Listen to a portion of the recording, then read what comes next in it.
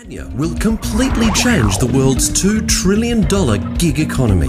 CanYa will be a fully decentralized international platform for people to book and pay or be paid for both home and digital services.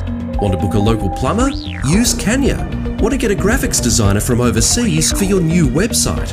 Use CanYa. By providing a meaningful reason to spend cryptocurrencies in the real world, CanYa will help accelerate the mainstream adoption of crypto. CanYa already has a working platform with thousands of jobs completed. The roadmap will move the platform into a completely decentralized ecosystem where payments, governance, storage, and eventually compute will all become decentralized. It will become a truly international ecosystem for services that is run entirely by its users. This has never been done before and will revolutionize the way we book and pay for services. The CAN token is an ERC20 utility token with 3 clear use cases, which provides a steady and constant demand for the CAN token. Firstly, users can pay for real-world services in CanYa coins, which utilizes the hedged escrow and is trustless, automated, and secure. Secondly, service providers can also promote their profiles each month by purchasing CAN tokens within the platform. Lastly, 20% of all tokens are reserved to economically incentivize users to use and share the platform, such as referral rewards, transaction cashbacks, and welcome bonuses. Learn more about how CanYa is going to change the world at CanYa.io. We're here live with CanYa, and this is James.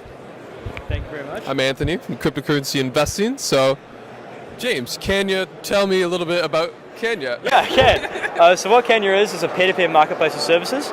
And so for those that use a legacy example, some examples are like TaskRabbit or Fiverr or Upwork. For people who don't know what that is like any service provider can come on the platform and say that they're willing to, create a white paper for you, do smart contract design, clean your shoes, walk your dog. It doesn't matter. If someone's willing to list their service on the platform, then we can connect them with users who want to have those services complete. Right, so you guys are based out of where right now? Australia. So I'm personally based in New Zealand, but the team's based out of Australia. Right, and then the platform's going to go live globally, or is there a rollout platform? Yeah, so at the moment, the app's downloadable on the App Store on Android and for iOS. And it's only really usable in Australia right now. And this is because we only have the Australian fiat on-off ramp, but we want to push to cryptocurrency, and we also want to get as many fiat pairs as we can. So that's why we're doing some partnerships here. We're talking to a lot of people, and realistically, I think definitely Q1 next year, the app will be fully usable everywhere in the world with cryptocurrency payments.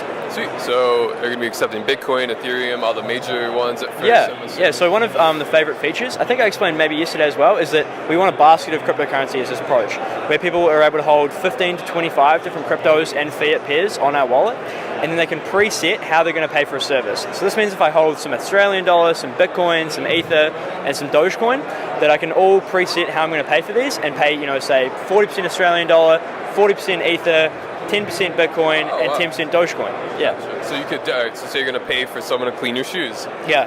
So you could, like you just said, 40% of that payment will be done in Bitcoin, and the rest divvied up however you want. That's exactly. Neat. That's cool. So this is only possible through the utility token.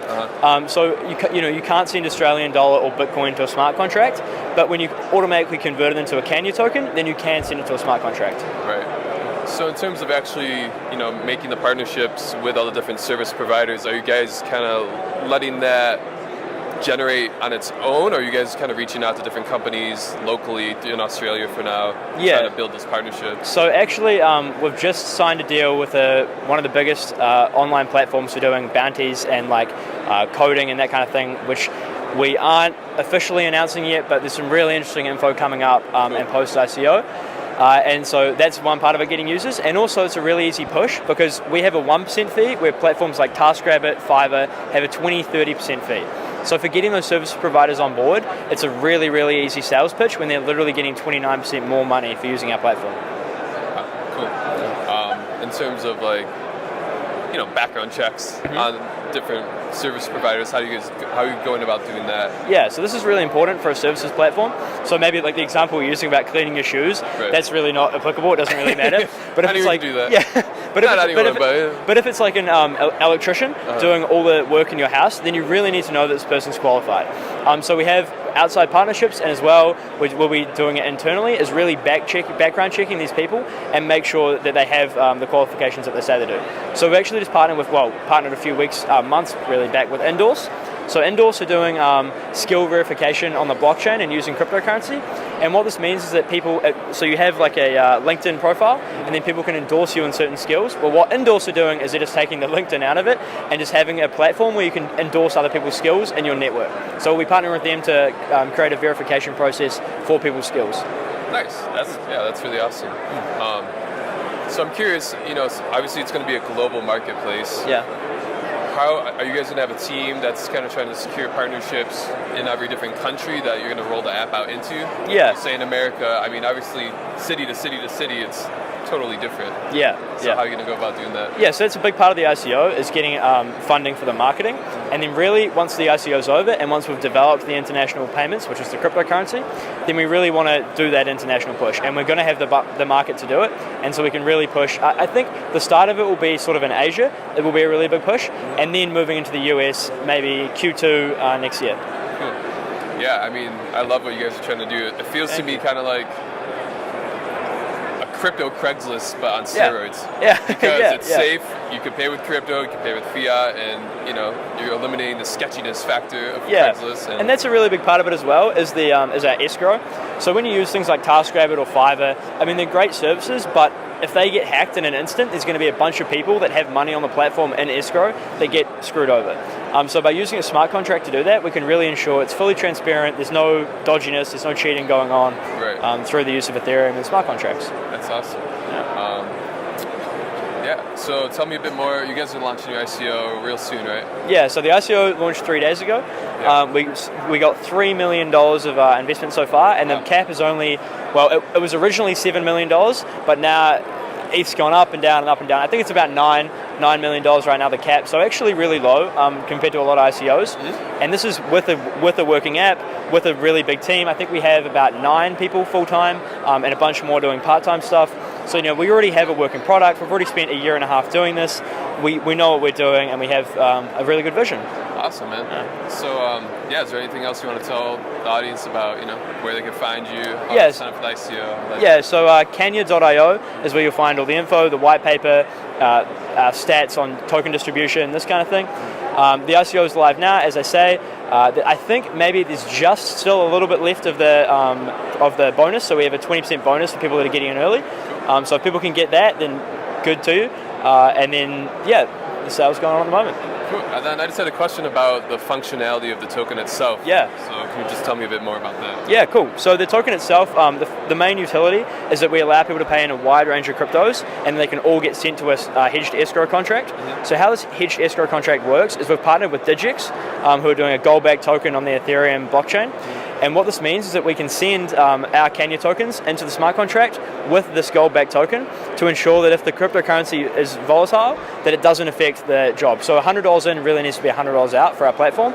And if it's, even today, I think Bitcoin and ETH and stuff are down like 20%.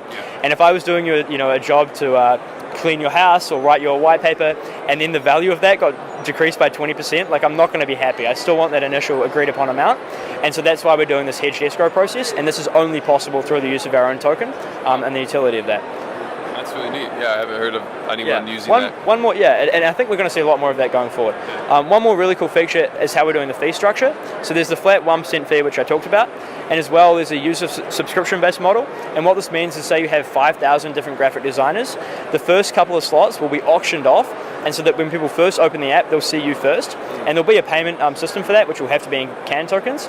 So this is the 1% fee and the user subscription model, and both these fees get sent to our asset contract. And this asset contract sends out the fees in 4 different ways. 30% gets sent to the rewards pool. The rewards pool is for stuff like user cashback, referral bonuses, sign-up bonuses, that kind of thing. Uh-huh. The next 30% go to the team. This is to maintain dispute resolution, to do a wide range UI, UX updates, and to do support. and then the final, the next 30% gets burnt. So this is basically the token gets deleted, gets taken out of existence. And the logic behind this is that originally we had more of the tokens going to the team. So there was about 50-60% of the tokens were going to the team, and we decided we needed less. And as well, everyone we're talking to loves a burn function. So our partners, the contributors, the community, everyone we're talking to likes the burn token economics. So we included it for 30% of our fees. And the last 10% is actually, you guys get an exclusive, is actually something we haven't announced yet.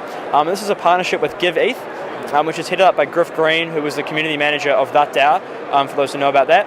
And he's now doing a really altruistic platform, which is giving back, doing transparent charity work and that kind of thing. And so 10% of all of our fees get sent to a charity pool, and GiveETH will be the first receiver of this charity pool, and people can pick different charities that they want to contribute their fees to.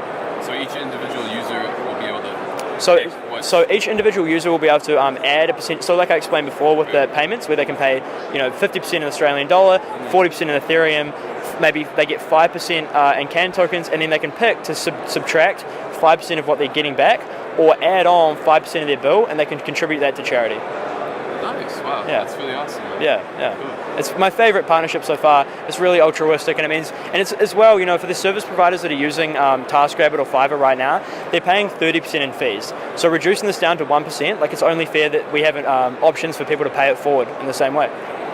I'm just curious, are you guys going to try and tackle freelance writing industry at all on the app? And, Yeah. Fiverr, graphic design, all that kind of stuff? Yeah, exactly. So really, I think it's going to be a really easy pitch to a lot of people who are using Fiverr and using TaskRabbit right now.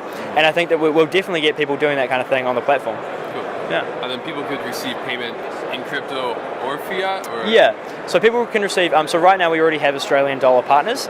And even at this event, I've had a lot of people talking about different partnerships, getting those fiat on-off rails sorted.